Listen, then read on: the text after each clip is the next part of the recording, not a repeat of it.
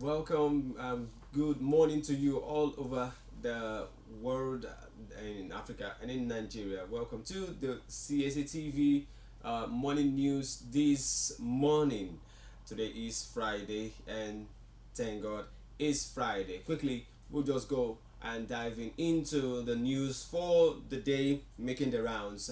First on our headline is that the Supreme Court has announced its decision to deliver a judgment on the appeal pertaining to the release of Nnamdi Kanu, the leader of the indigenous people of Biafra, on December 15, 2023. This follows a prior ruling by the Court of Appeal, which ordered Kanu's release and nullified terrorism charges against him. Kanu's legal representative urged the court to uphold the release order and prevent any further prosecution, emphasizing the extended period of detention. Conversely, the federal government urged the apex court to overturn the Court of Appeal's decision and proceed with Kanu's trial on terrorism related charges. Away from that, we move to another news for the SAG, the drama of the certificate Chicago records that is going on right now. Headlines has been made to say Atiku Abubakar affirms determination to challenge Tinubu and denies betrayal allegations. In recent development, Atiku Abubakar, the People's Democratic Party presidential election in the 2023 elections, reiterated his commitment to challenging Bola Tinubu's Chicago State University certificate. Dismissing claims of betrayal, Atiku outlined instances where Tinubu allegedly abandoned him and the ACN supporting Umaru Yaradua in 2007. The APC responded, accusing Atiku of desperation and contempt for the Supreme Court. Atiku vowed to continue his legal pursuit and encourage support from various leaders, emphasizing the importance of upholding the nation's democratic principles. He also revealed submitting fresh evidence to the Supreme Court to bolster his case. Now, another headline: fuel depot deserted as petrol landing cost skyrockets to 720 naira per litre. The Nigerian petroleum industry faces a severe crisis as product depots stand deserted due to dwindling product supply caused by foreign exchange rate instability.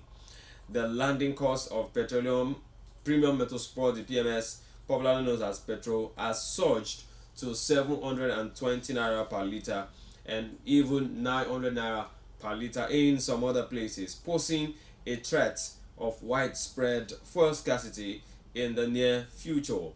The increase from 651 naira per litre in August has placed significant pressure on depot owners, hindering their ability to secure loans and leading to an alarming depletion of fuel stocks.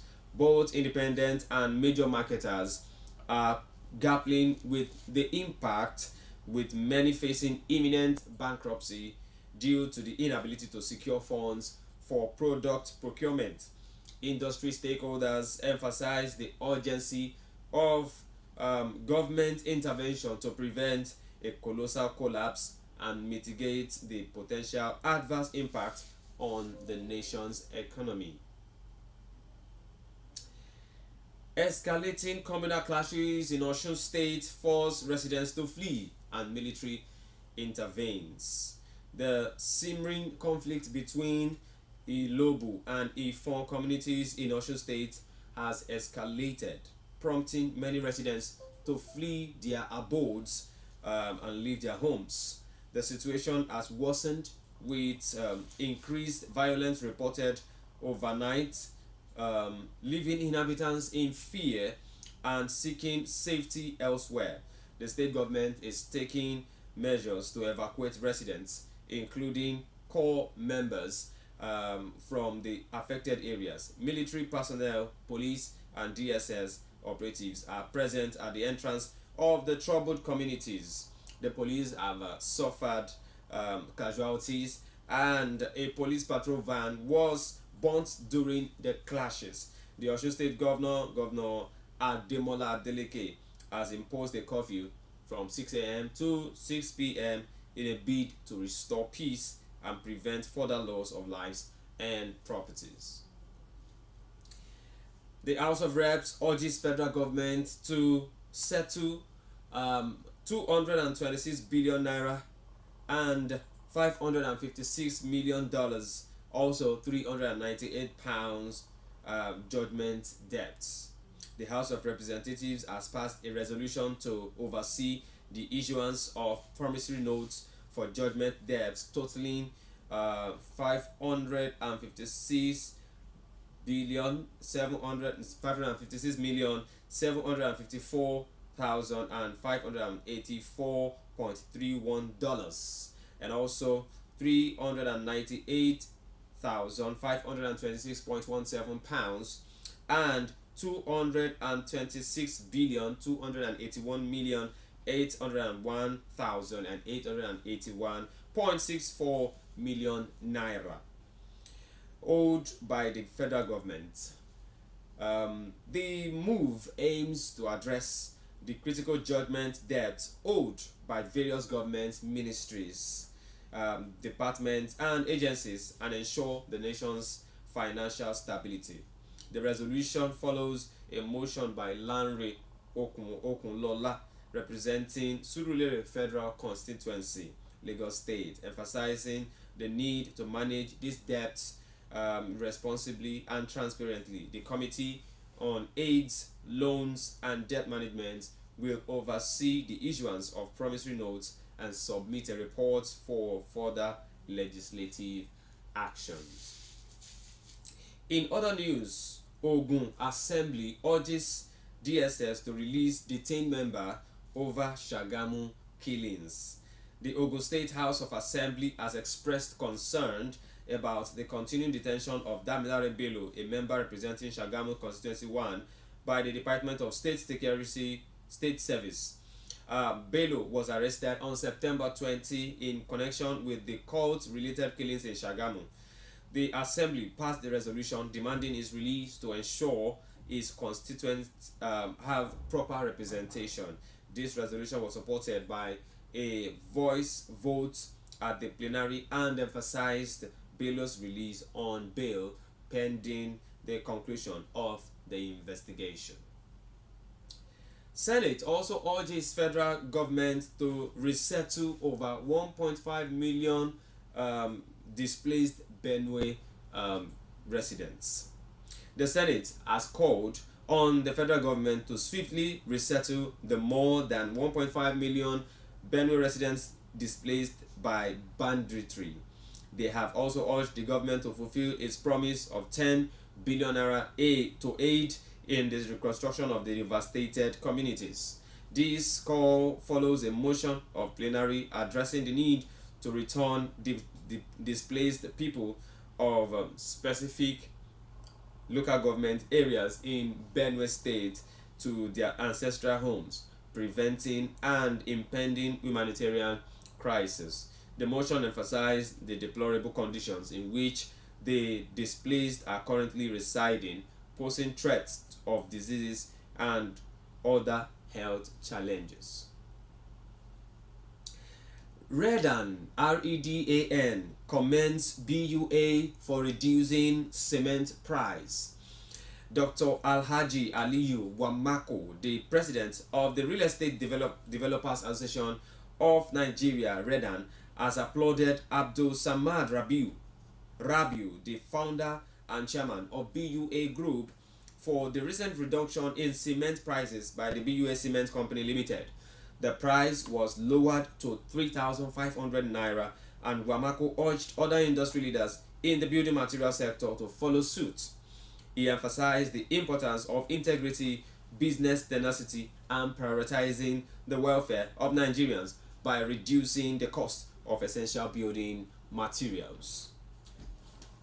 The federal government and the UNFPA pledged to enhance well-being of young adults.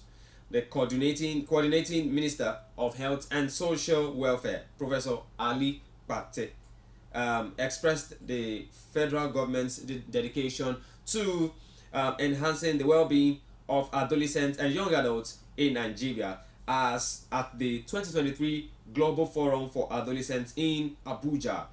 The theme for the event was "With or for Adolescents, Our Future is Now." Bate emphasized the significance of prioritizing adolescents and well-being for achieving sustainable development and called for a whole government approach to address the multiple factors impacting adolescents in the country. Now, news coming from Lagos State.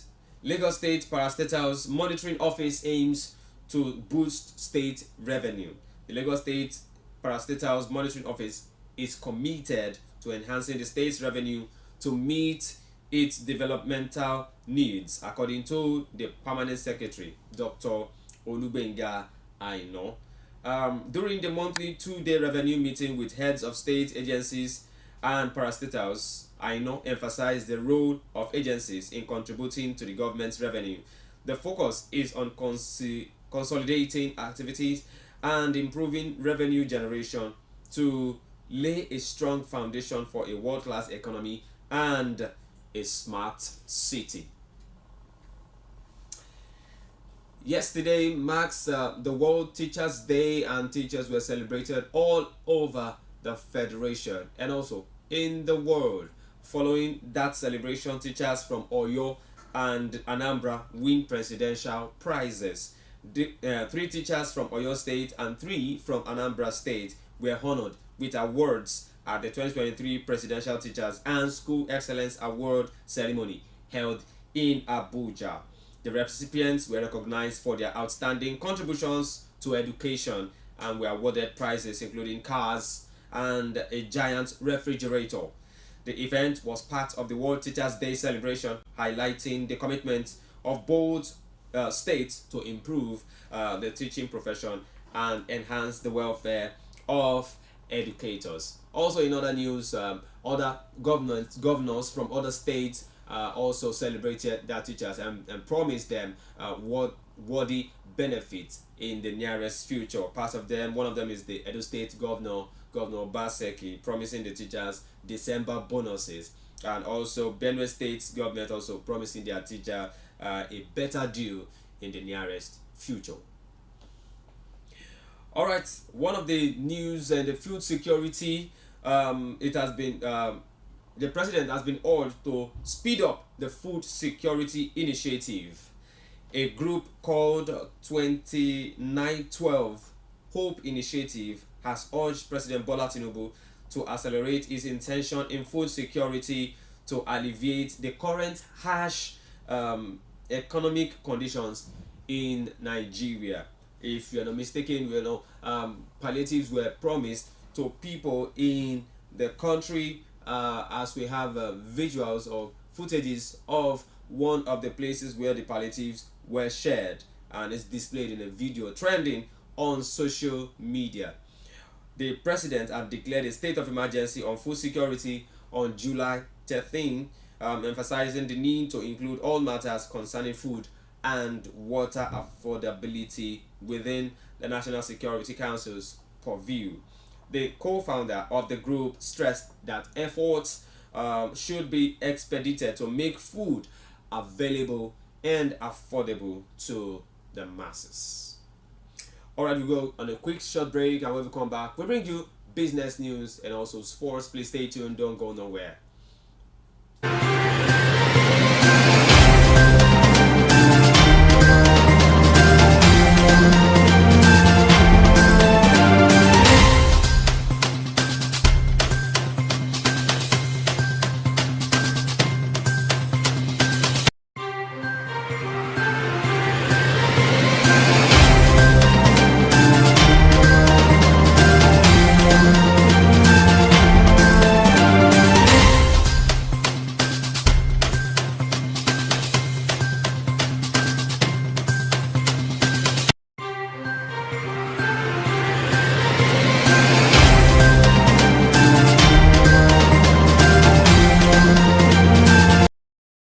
Alright, welcome back. Thank you very much for staying tuned to CSCTV News. This morning we go straight to the business news.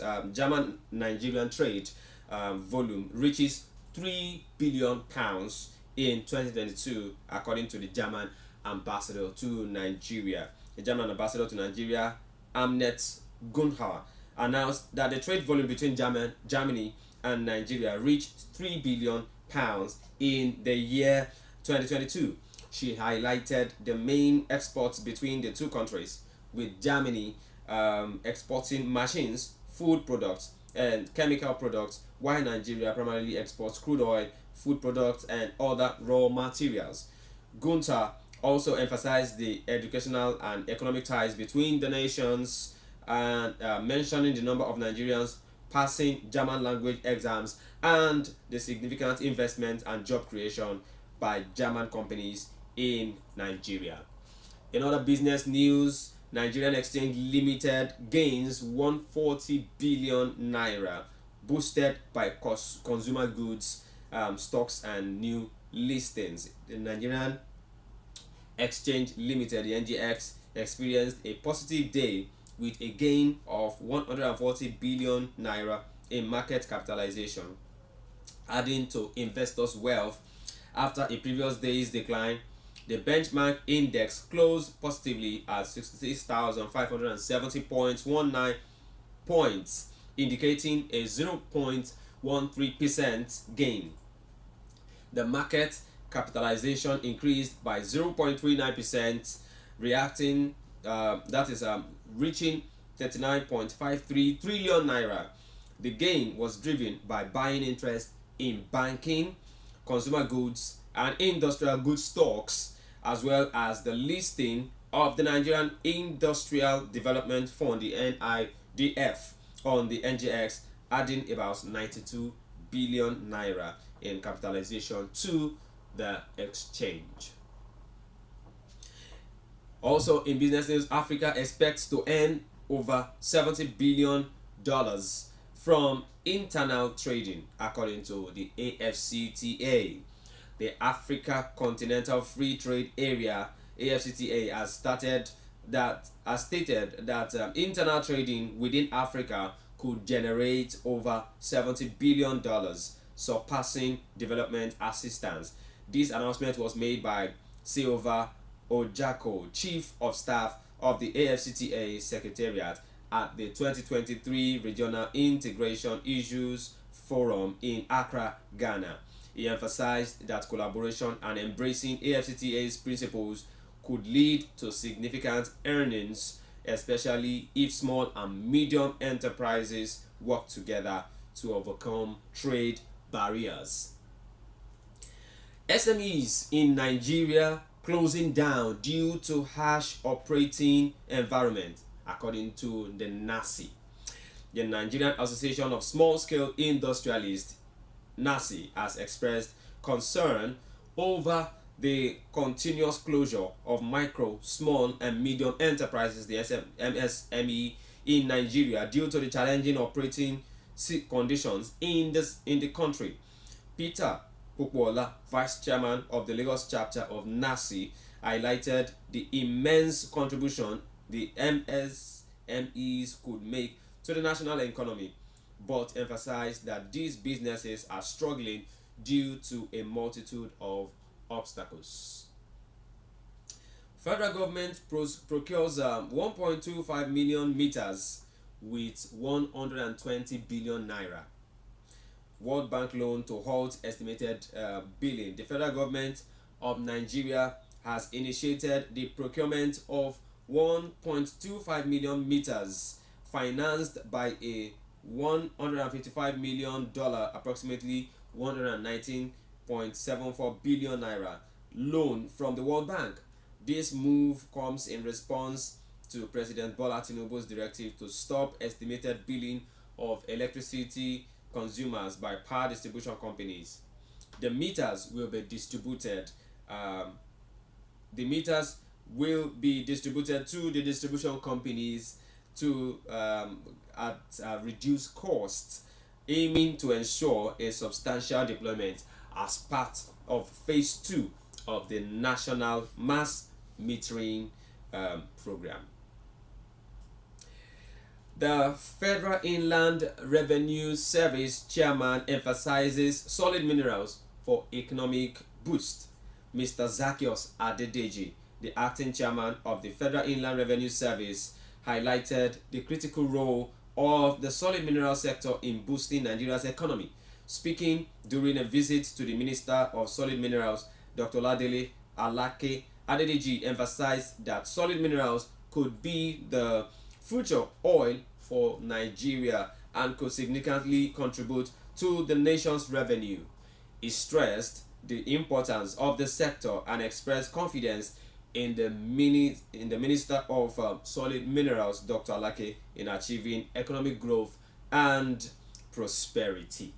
We hope that that will suffice, as we need other alternatives apart from oil to boost the Nigerian economy as of today. Now quickly we go into sports. Here we have Ekiti State Governor apologizes to athletes over National Youth Games embarrassment. Ekiti State Governor Biodun Oyebanji has offered a formal apology to the state athletes who participated in the 2023 National Youth Games in Asaba, Delta State, for the way they were treated by Ekiti State Sports Council officials. The athletes, described as great Ekiti ambassadors, won a total of 7 medals at the games. The athletes were subject to ill-fitting outfits during the match past at the opening ceremony, leading to widespread criticism. Governor Oyebanji assured the athletes of financial rewards and reiterated the state government's commitment to developing sports in Ekiti State. Osimhen on final 12-man shortlist for the FIFA Best Men's Players Award. Oshola misses out. Nigerian striker Victor Osimhen has made the final 12-man shortlist for the Best FIFA Men's Player of the Year award, as announced by FIFA. The Napoli forward is the sole African contender for this prestigious individual football prize. The qualifying period for the award is from December 19, 2022 to August 10, 2023. Osimhen's exceptional performance during this period, including helping Napoli win the Serie A title and being the top scorer, earned him a spot on the shortlist. Now in the UFC president Dana White cast doubt on Adesanya and Strickland rematch. UFC president Dana White has expressed uncertainty regarding the rematch between Israel Adesanya and Sean Strickland. Strickland, who previously dominated Adesanya to claim the middleweight title, was expected to face a rematch. However, White mentioned potential challenges in determining the next fight, suggesting that other rising challengers in the middleweight division could come into contention.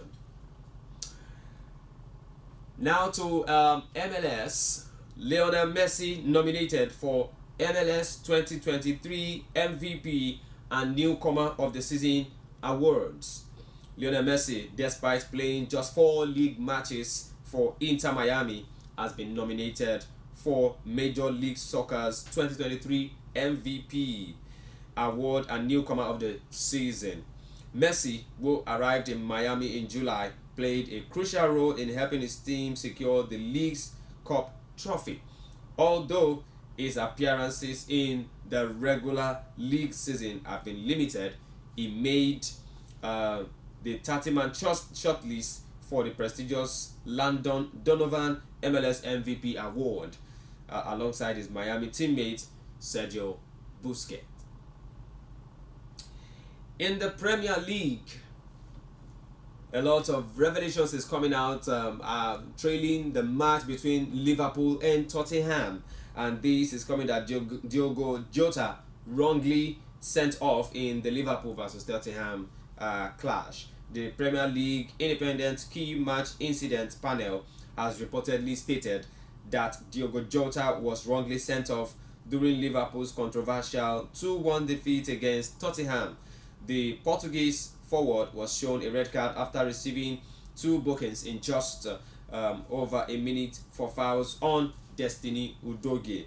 However, the Premier League panel acknowledged that Jota's second challenge was not deserving of a yellow card, voting 3-2 against the booking in their review. Okay, quickly, so we go to the matches that were played yesterday in the UEFA Europa League, the fixtures and the results. Okay, so in the UEFA Europa League yesterday, Ajax was held AEK Athens at home by 1-1 goal, a 1-1 draw. Also, Aris Lima also had a 1 against Rangers by 2-1. Barca holding Olympiacos 2-2. Marseille and Brighton also played a 2-2 draw. Rakow and Statham Graz coming away from home to win Rakow. I beg your pardon. Real Betis also put a 2-1 win over Prague. West Ham also making England proud, winning Freiburg by 2-1 away from home. Also, Atalanta winning 2-1 against Sporting. Karabakh winning 1 against Haken. Liverpool also winning, beating Union Salzburg at home by 2-0. Maccabi and Panathinaikos playing a goalless draw. Molde and Leverkusen beating Molde by 2-1.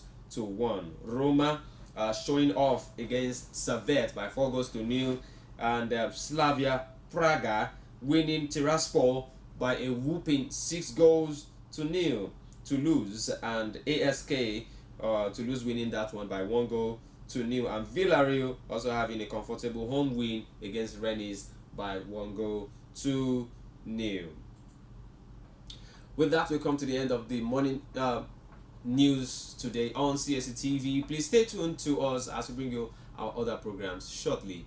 Please don't go away. Also, feel free to drop your comments and your suggestions with your business ideas on our social media platforms, on Facebook, on YouTube, and also on Instagram. Thank you very much. Today is Friday. Enjoy your weekend. My name is Shegun White. Bye for now.